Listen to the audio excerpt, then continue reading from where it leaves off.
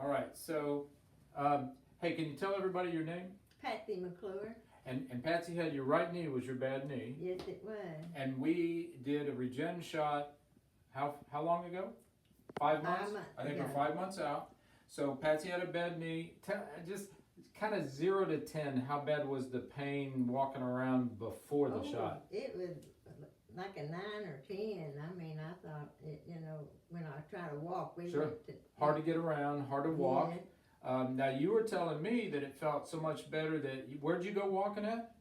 We went to Canton. Canton, to the big- and I walked 2 hours, and I couldn't believe, I mean, How much amazing better it and easy it yeah, was? and I just got tired, and I, went and sat down. But at least the knee didn't hurt really bad while you was No, walking around. no. So it's giving you more your independence and giving you back normal lifestyle activities where you don't have to worry about it hurting all the time anymore. That's right.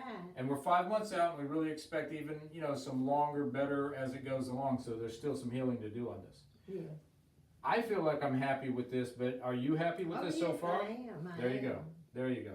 So another happy camper. Everything's working good on our regen shot.